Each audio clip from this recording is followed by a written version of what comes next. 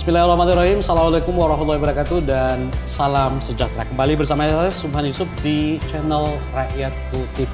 Kali ini kita di Nipa Mall, tepatnya di restoran Timur, dan tamu kita luar biasa. Luar biasa. Ini agak sibuk sih orangnya dan kita mesti schedule waktu maybe 2 minggu baru kita kemudian ada waktu. Baik, pemirsa jangan kemana-mana, kita akan kembali setelah yang satu ini.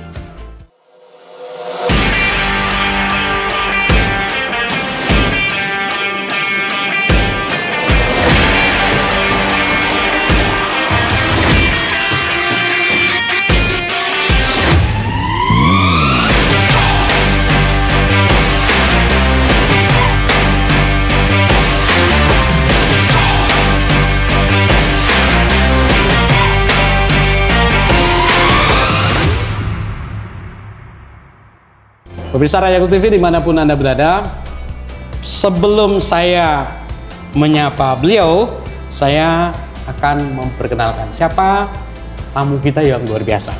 Nama lengkap Disa Rezky Novianti, nasi muda. Lahir 19 November 1983. Kemudian jabatan, ini hanya 2 orang yang ada di Kala yang mempunyai posisi ini, dan beliau salah satunya. Kalau saya nggak salah, anaknya Pak Yusuf Kala 1, Imelda. Nah ini luar biasa. Dua-duanya wonderful woman. Baik, jabatan sekarang adalah People and Process Director yang menjabat di 2022. Sebelumnya beliau adalah Corporate People and Performance Director, dan sebelumnya juga adalah Corporate Strategic and Development Director. Pengalamannya luar biasa, tidak hanya di Indonesia. Beliau pernah di Danone, Aqua, kemudian pernah di Trans Studio, Philips, dan tidak hanya pernah di Jerman, pernah di Belanda, sekolahnya juga di Belanda. Nah, ini sangat menarik karena ternyata Kala ini menyiapkan generasi yang tidak langsung dicopot, tetapi ada hal yang disiapkan kemudian ditarik. Ini luar biasa. Inilah yang menjadi kunci kita akan bahas. Seperti apa regenerasi. 70 tahun Kala itu tidak mudah. Long terms, panjang waktunya. Nah, pemirsa, kita sapa beliau. Bu Disa, assalamualaikum, apa kabar Bu? Waalaikumsalam warahmatullahi wabarakatuh. Sehat ya? Alhamdulillah sehat Pak. Iya, saya dengar-dengar seharusnya ini kan weekend. Ya. Tapi karena aktivitas harus ke Nipa Mall. Ini kalau di Nipa Mall katanya ada beberapa kegiatan ya dalam rangka HUT. Ya. Jadi kebetulan hari ini tanggal 17-18 September kita ada kegiatan Kala Youth Fest. Baik. Jadi kegiatan ini memang berupa festival ya, festival untuk anak muda, dan ada juga workshopnya. Baik. Dan dilaksanakan di Nipa Mall selama 2 hari. Baik, luar biasa. Bisa ada, jangan kemana-mana karena kita mau tahu suami beliau itu bule. Iya, bule dan dia masuk Islam. Jangan kemana-mana, kita akan kembali setelah yang satu ini.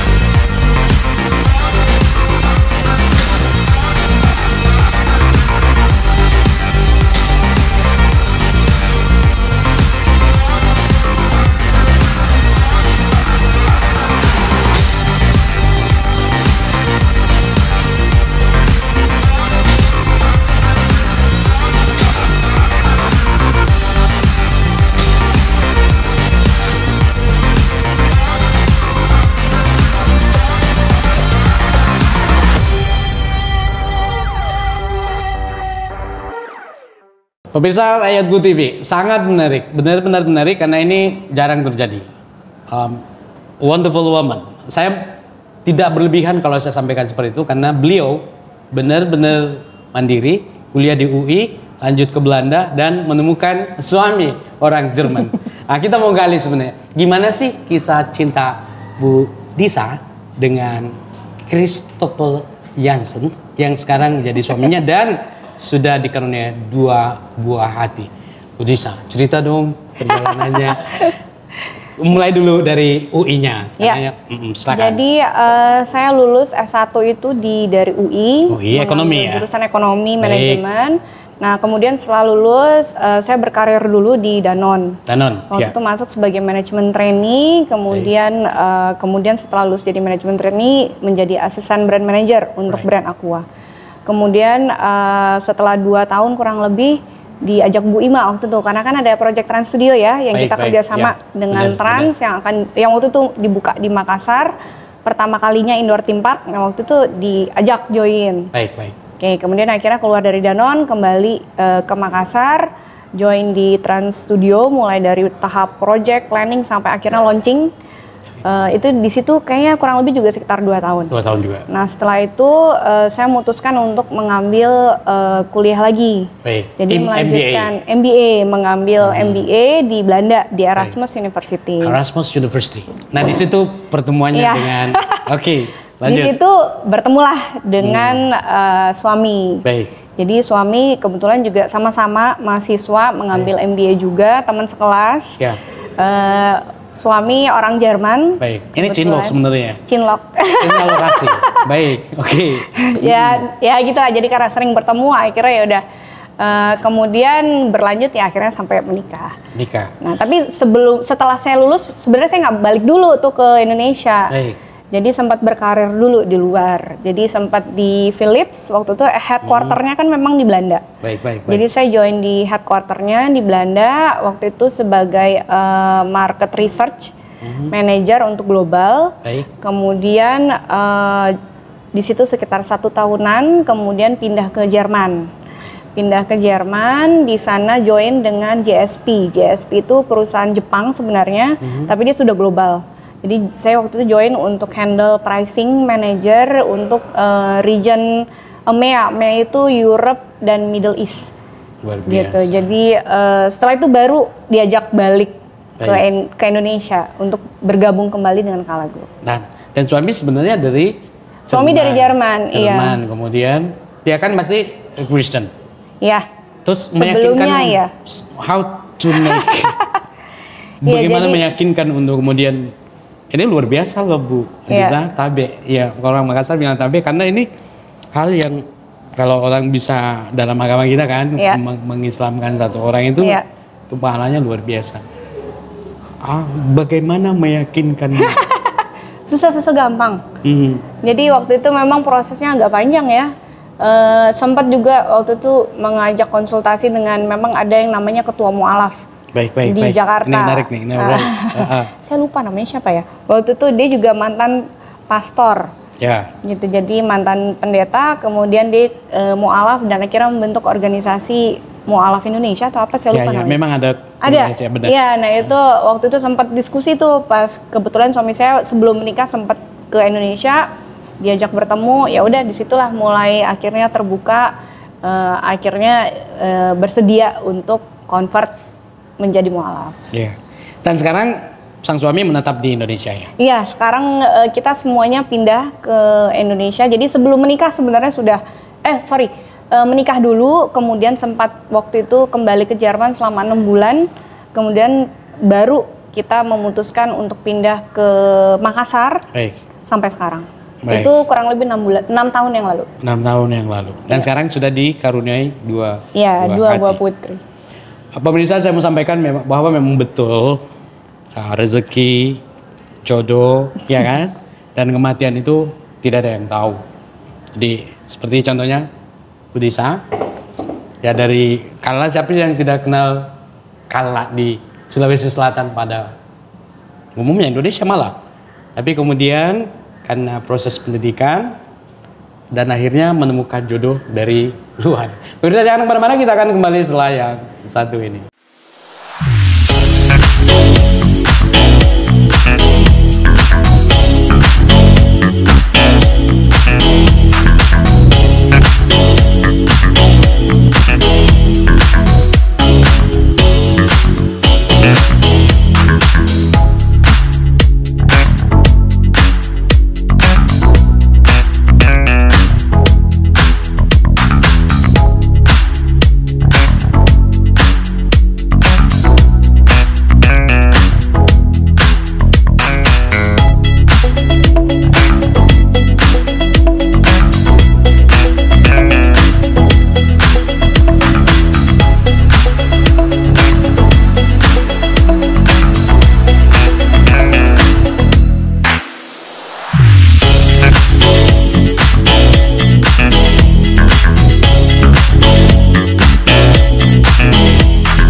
Pemirsa Reaku TV dimanapun Anda berada, sangat menarik narasumber kita.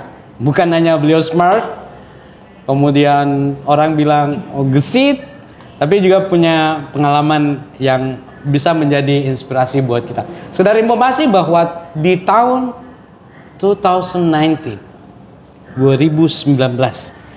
Budisa sudah masuk dalam top 10, kalau saya nggak salah, top 10 future business leader menurut SWA Magazine. Jadi dari semua pengusaha di Indonesia sudah masuk 10 besar loh Ibu Disa ini. Itu udah gampang. Dan the only one woman. It's right? Ya, yang di top 10-nya waktu itu ya. Satu-satunya perempuan. Di 2019 beliau sudah prestasinya luar biasa. Nah, ini mungkin pemirsa inspirasi buat kita bahwa tidak selamanya laki-laki, perempuan juga hebat loh, ya kan? Equal ya, sekarang equal. Ya, semuanya equal dong sekarang. Nah, di balik semua itu saya mau tanya, apakah ini juga salah satu metode yang disiapkan oleh Kala? Ini kan 70 tahun loh Kala ini. Kala. Jadi perusahaan ini luar biasa, bergerak di mana-mana. Dan kemudian 70 tahun dan makin berkembang. Ada dong rahasianya?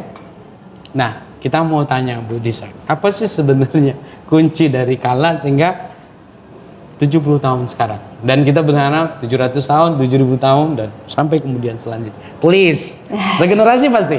Ya. Silakan. Oke, jadi tadi seperti Pak Suban mention ya, memang alhamdulillah tahun ini insya Allah di bulan Oktober Kala Group akan berusia 70 tahun. 18 Oktober 18 Oktober. Baik, 18 Oktober 70 tahun.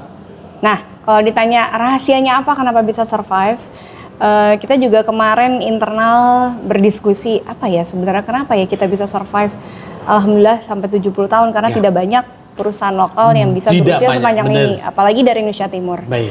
Nah, kemudian kita akhirnya mengambil kesimpulan bahwa memang salah satu rahasia besarnya kenapa kita bisa survive karena kita nilai-nilai dari pemimpin, dari foundersnya itu sampai sekarang kita memang selalu jalankan. Underline, nilai-nilai dari foundernya dipegang. Betul. Dan menjadi prinsip untuk dilaksanakan. Ini menarik nih.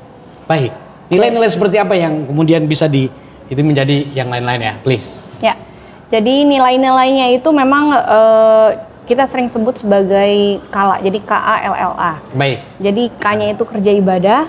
Kerja ibadah, baik. Kemudian yang pertama itu apresiasi pelanggan. Apresiasi pelanggan, baik. Dan LL-nya itu lebih cepat lebih baik. Ya ini memang slogannya Pak JK dulu. Sudah banyak yang tahu ya kalau LL. lebih cepat lebih baik. Tapi di Busa lebih cepat lebih baik. Ya kan bahasanya Bapak beliau. Oke. Dan yang terakhir itu aktif bersama. Aktif bersama. Jadi Kala itu ternyata punya definisi yang benar-benar maknanya luar biasa ya. Termasuk lebih cepat lebih baik itu. Ternyata bukan hanya sekedar slogan Pak JK dulu kan. Saya masih ikut beliau dulu waktu lebih cepat lebih baik. Baik, ini luar biasa. Ini yang memang yang mendasari dan menjadi semangat kita ya dalam menjalankan bisnis sehingga kita bisa survive sampai sekarang. Dan kenapa ini juga spesial karena nilai-nilai ini bukan dari konsultan atau dari eksternal, tapi ini semua founders yang membuat. Jadi contoh kerja ibadah itu dari memang almarhum Haji Kala. Baik. Memang beliau kan sangat kuat dengan nilai-nilai ibadahnya, agamanya. Nah, ini yang mendasari nilai kerja ibadah. Kemudian apresiasi pelanggan, ini nilai dari Haji Atira almarhumah. Beliau itu kan sangat mementingkan pelanggan. Bagaimana almarhumah itu dulu selalu berusaha untuk memberikan yang terbaik kepada pelanggannya, melebihi malah dari ekspektasi pelanggannya. Itu yang mendasari nilai ini. Kemudian lebih cepat lebih baik, ya kita tahu bersama itu kan nilainya Pak JK. Dan yang terakhir aktif bersama itu nilai dari Bu Fatimah. Bu Fatimah ini kan aktif juga di organisasi, di yayasan. Nah ini yang mendasari bahwa Kala Group itu kalau mau maju tidak bisa sendirian. Tadi kita sempat bahas ya, harus berkolaborasi dan harus memastikan memang lingkungan sekitarnya itu juga turut berkembang. Sehingga Kala Group juga bisa bersama-sama menjadi lebih besar lagi. Baik, luar biasa pemirsa, luar biasa. Ini juga baru sebenarnya saya tahu kalau ada Kala itu ada interpretasi yang maknanya luar biasa, dan masing-masing seperti Kala sendiri yang berikan nama, kemudian Atira kan.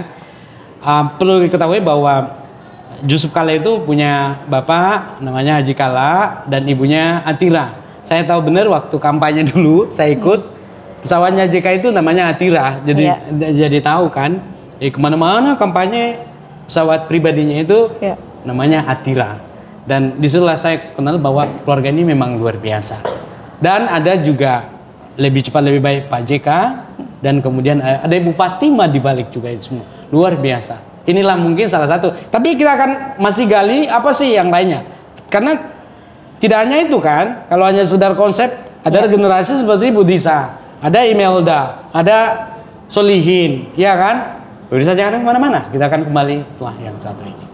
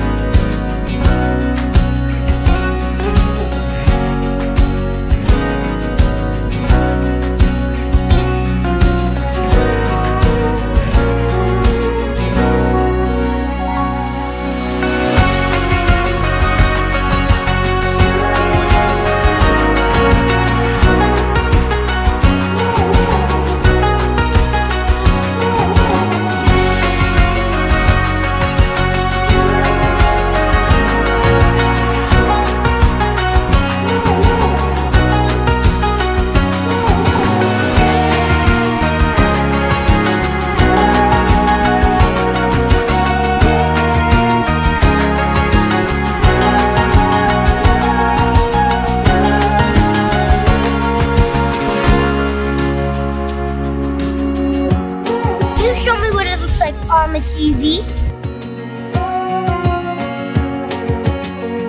Pemirsa Rayaku TV dimanapun Anda berada, luar biasa. Once more I say it is wonderful. Saya benar-benar berterima kasih kepada Budisa karena ini banyak yang saya tahu, termasuk kepanjangan dari Kala itu dan siapa yang menitipkan nama-nama itu kan, dibalik makna nilai-nilai yang dipegang sehingga 70 tahun. 70 tahun perusahaan itu tidak gampang. Di lokal kita bisa lihat terlalu banyak perusahaan, ketika ownernya meninggal Tommy itu perusahaan.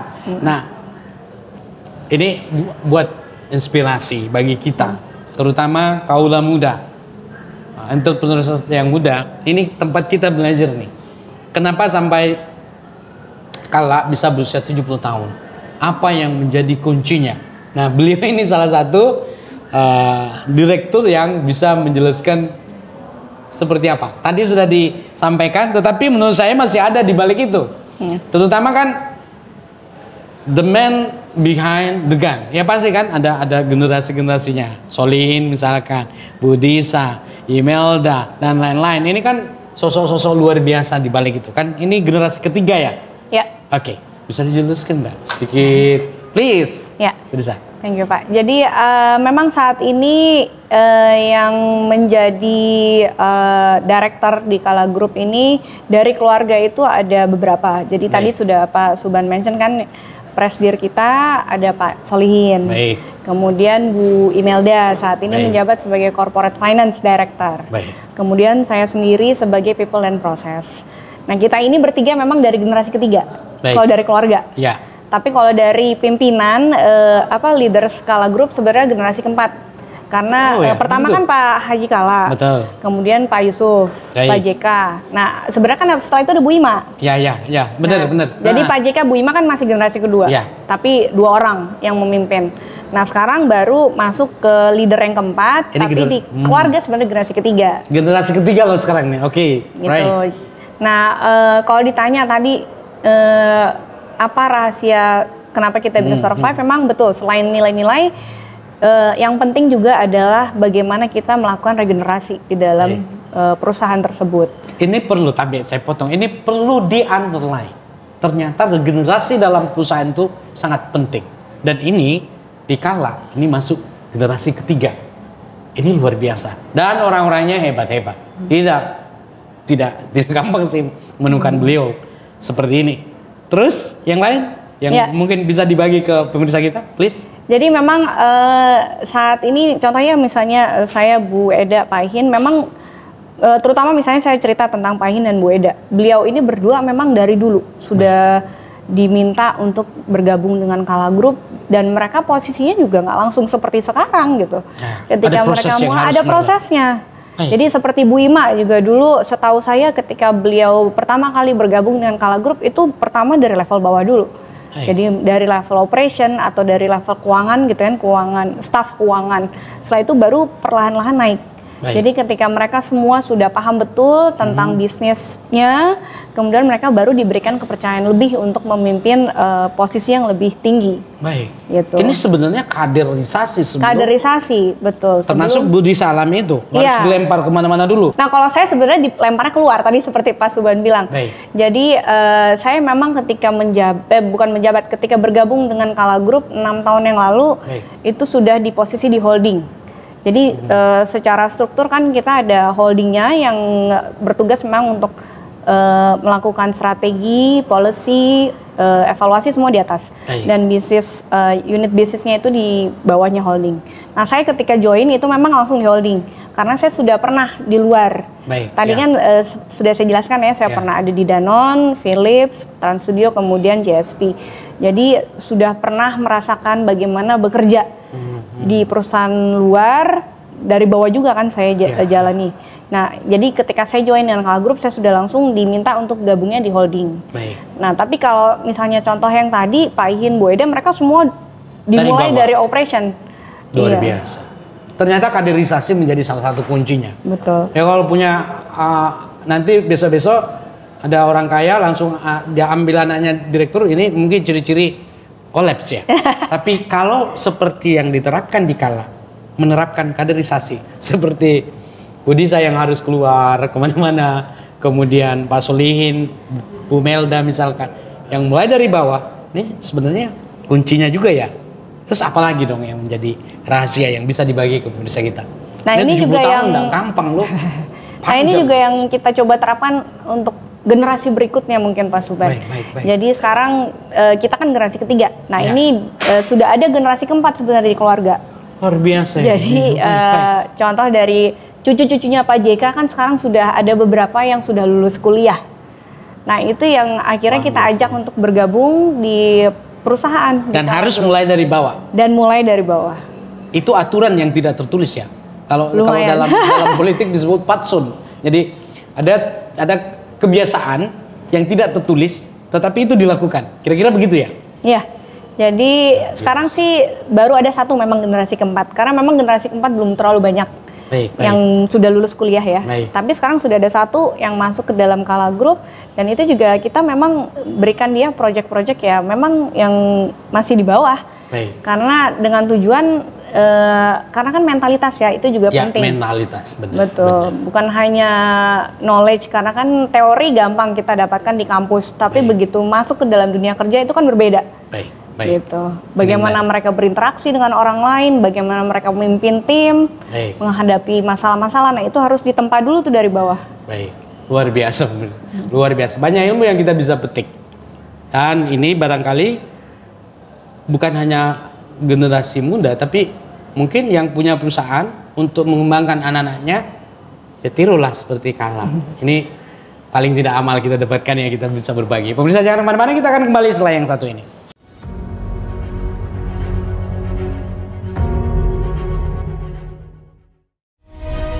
Kami, Kala Group, sepenuhnya melaksanakan program pemerintah dalam mengejar target net zero emission pada tahun 2060. Dengan potensi sumber daya air yang sangat besar di Indonesia, kami telah melakukan aksi nyata dengan membangun pembangkit listrik tenaga air di Pulau Sulawesi, tepatnya Kabupaten Poso dan Tanah Toraja. Kedua PLTA ini menggunakan sistem pengambilan air run-off river dengan saluran penghantar penstock. Setelah beroperasinya Poso Energy dan Malaya Hydropower, saat ini kami sedang mengembangkan PLTA di Kerinci Provinsi Jambi, Mamuju Provinsi Sulawesi Barat, dan Poso Energy 3 Provinsi Sulawesi Tengah. Kami akan terus berkomitmen dalam mengembangkan pembangkit energi baru terbarukan untuk bumi yang lebih hijau. Karena Kala Group selalu mengutamakan keberlangsungan hidup sebagai faktor utama untuk tumbuh bersama alam.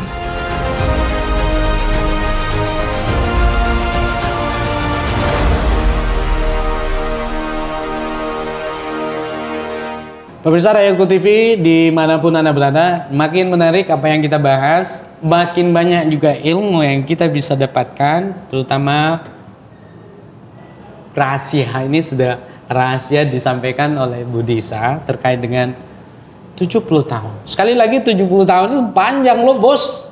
Tidak jarang sekali perusahaan di Indonesia Timur ya.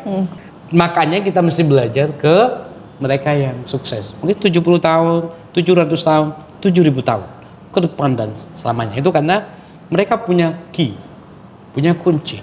Dasar itulah kemudian saya bilang karena Kala Group ini kan punya basical yang sangat kuat. Mereka adalah agamis, nilai-nilai yang ditanamkan leluhur, dan basicalnya kan moralitasnya tidak perlu dipertanyakan lagi. It's wonderful. So, pertanyaan saya ke Bu Disa. Karena konklusinya begini Bu Disa. Ketika pengusaha versus penguasa, Ya. pengusaha pasti kalah. Ya. Maafkan. Nah, ini perlu disiapkan, terutama pemimpin yang punya basical agama, moralitas yang bagus, kepribadian yang luhur dan lain-lain yang positif.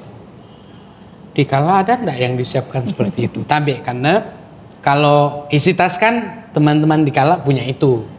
Kalau kita-kita yang lain ini kan harus memang siap karena ya kondisi masyarakat sekarang sudah seperti itu.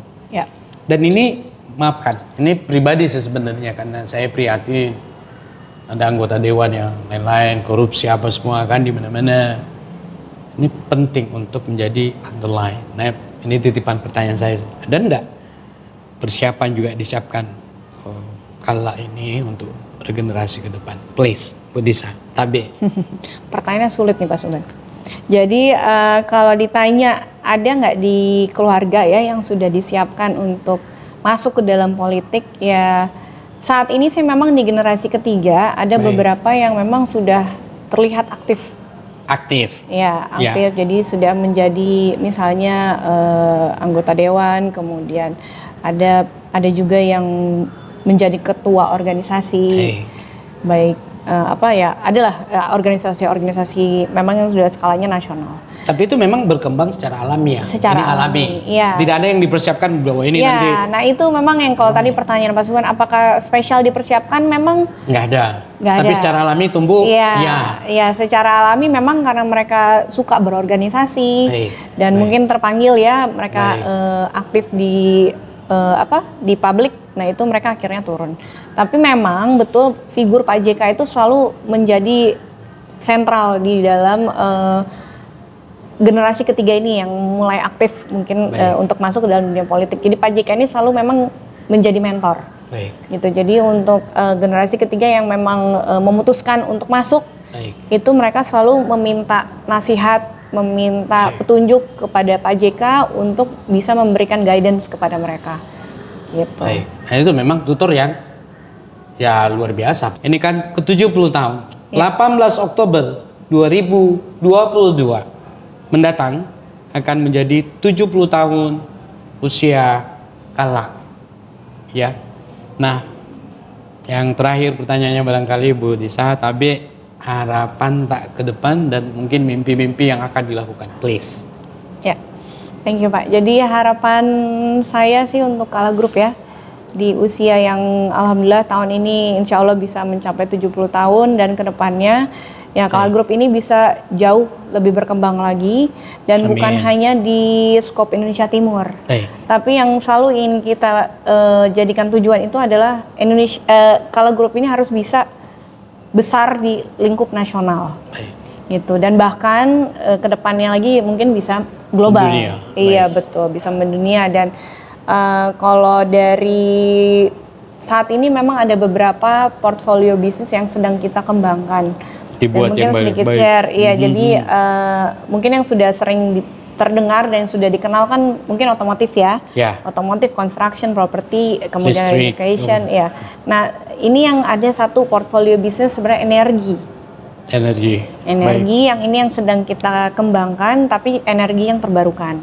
Baik. Jadi kan memang kemarin ada beberapa proyek PLTA yang besar yang baru saja di launching. Nah, ini sebenarnya masih banyak di pipeline untuk proyek-proyek yang memang skopnya masih di energi terbarukan. Nah, ini yang insya Allah sih harapan saya mudah-mudahan dengan adanya portfolio baru ini yang semakin besar, Kala Group itu tadi bisa menjadi besar di level nasional, bukan hanya di Indonesia Timur saja. Baik, ini luar biasa. Mirsa, kita juga doakan mudah-mudahan. Ini kan kalau makin berkembang, tenaga kerja makin banyak kan. Betul, semakin banyak orang yang bisa kita bantu ya Pak. Betul, dan itu kan ya apalagi kondisi negara kita ya, memang butuh lapangan kerja. Ya. Dan kita berharap, kita doakan sama-sama Kala semakin berjaya di masa depan. Terima kasih Once more, thank you Bu Disa. Terima kasih banyak Pak Suban atas waktunya. Baik, pemirsa, saya Suban Yusuf, sampai jumpa. Assalamualaikum warahmatullahi wabarakatuh dan salam.